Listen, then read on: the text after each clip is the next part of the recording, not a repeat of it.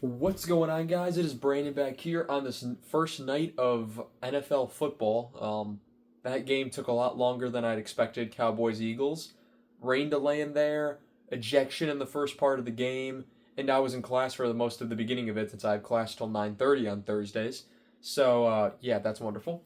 Anyway, I'm still here to do your Pittsburgh Penguins video. I'm hoping it's going to get uploaded before the. It's about 20 minutes to midnight right now. Hopefully, it'll be uploaded before then, so I can say I did it either way. Pittsburgh Penguins are in a situation that no other team really is in. They're going into a rebuild, most likely. They don't have any young prospects or really any moving in terms of like the rebuild prospects. They've got almost their entire team on expiring deals, and if you look at their prospects in general, there's really just not a lot here. There's a lot of names which I kind of illustrate. Unlike every other team, I illustrated some of the free agent statuses of some of these names, which we'll get into. Starting with the starting lineup, we'll start with the GM. You have Kyle Dubas, who's going into year 3. I trust him fully to turn this around for Toronto, or not for Toronto, for Pittsburgh. I think his work with Toronto, I never gave him any blame for what the teams in and when he was in Toronto did. I blame the players personally, and Dubas, I have nothing but respect for him. Coach, we have a new coach in the league, and it's Dan Muse. We'll see how he does in his first year behind the bench. Kind of being set up to fail a little bit, but my best wishes to him, and hopefully he can get this team maybe not competitive, but like at least playing well. I'm pretty sure they wouldn't mind dropping for that first overall pick on Gavin McKenna if they get it. And if they do, people are going to say it's rigged. It'd be like the equivalent if Chicago got it. It'd be like, oh, it's rigged so that Chicago could win.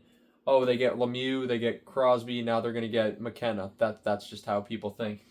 Anyway, first line, you have Rust, $5.125 million until 2028. Sidney Crosby, $8.7 million until 2027. And Rickard Rakell, $5 million until 2028. Rust and Rakell, there was rumors one of them might be moved. My money would be on Rakell since he has higher value. Especially after the season he had last year, a very good season. And Crosby had over a 90-point season, so he's also very good, but he's not being moved anywhere.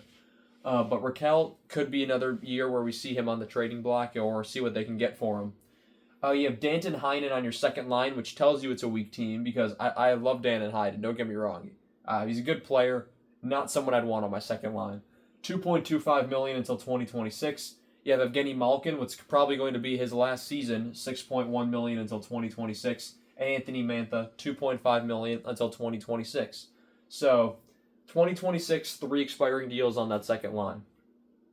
Blake Lizotte, $1.85 million until 2026. That's 4. Tommy Novak, $3.5 million until 2027. Nola Chari, $2 million until 2026. That's 5.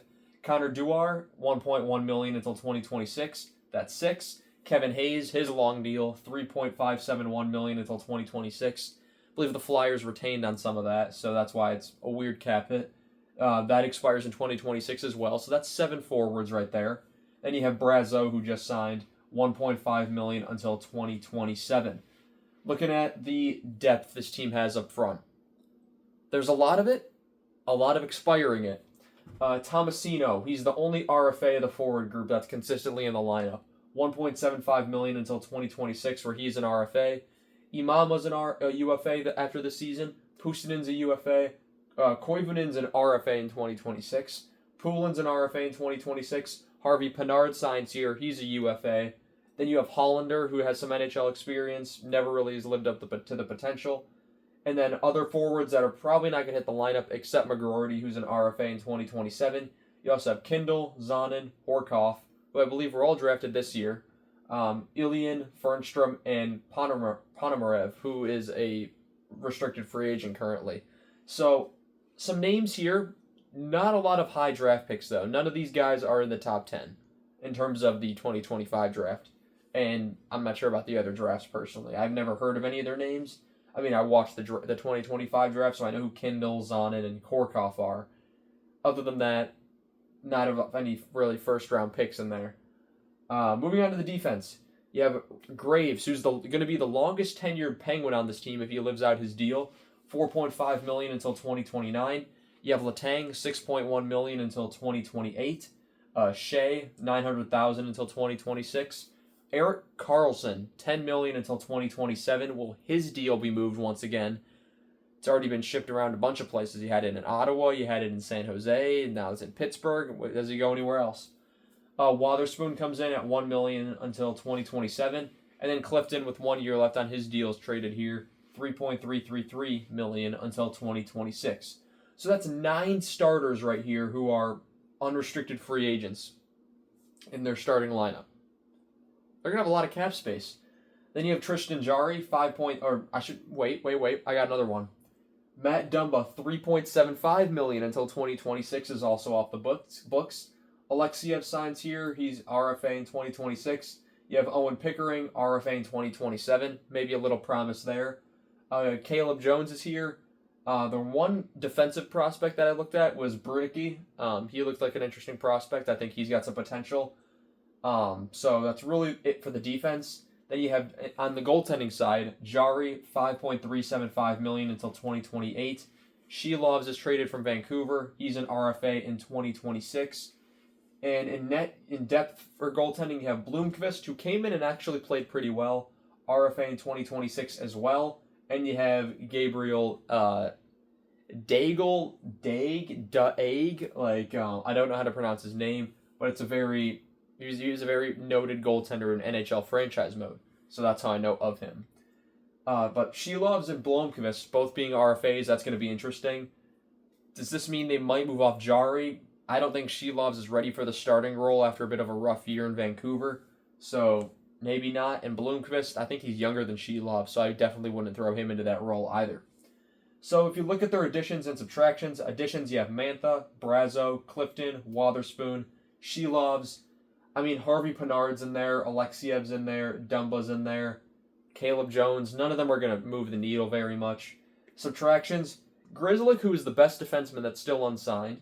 Connor Timmins was traded to Buffalo for Clifton. Nedeljkovic is traded to San Jose. Matt Nieto is still a free agent, I believe. And Kolyachonok was traded to Dallas in the Dumba trade. So, again, not a lot of big losses or big wins here if you're the Pittsburgh Penguins. In terms of their recent non-playoff history, I should say, they've been out of the playoffs for 3 seasons now after they last made it in 21-22, where they blew a 3-1 lead to the Rangers. 2022-23, they went 40-31-11, 91 points. Didn't get into the playoffs over the Florida Panthers because the Blackhawks beat them. 20th in the league that season for 91 points. 23-24, they fall back a bit more, although their place in the standings gets higher. 38-32-12, 88 points for 19th in the league. And then 2025, they have a losing record. 34-36-12 for 80 points, 24th in the league. This team's not getting back to the playoffs anytime soon. And it's fitting since they made the playoffs every year from 2007 to 2022. You don't get streaks like that anymore, and that might be one of the last longest streaks of, modern NHL history. You had the Red Wings one that went from 25 years. The Blues and Blackhawks both had very long ones. And then you had the Penguins, 15, 16-year one. I'm not sure if we'll ever see one of those that long again. It's definitely possible. But just with 32 teams in the NHL now, it's going to be very difficult to do so. Anyway, guys, that's going to be all I have for you guys on this one. I want to thank you all so much for watching this season preview. Let me know down below, what do you think the Penguins are going to do at the deadline with so many unrestricted free agents? This is the perfect time to acquire a lot of draft capital, which they've already started doing a bit of, so we'll see how many picks this team ends up getting, and how many young guys, how many prospects will they get? How many younger players will they get added to their lineup, and how many of them will make a significant impact? Because Crosby and Malkin are only going to be around, Malkin probably for only this year, and Crosby for maybe 2 more years. Anyway, guys, thank you all so much for watching this video, and I shall see you guys in the next one. Have a good one.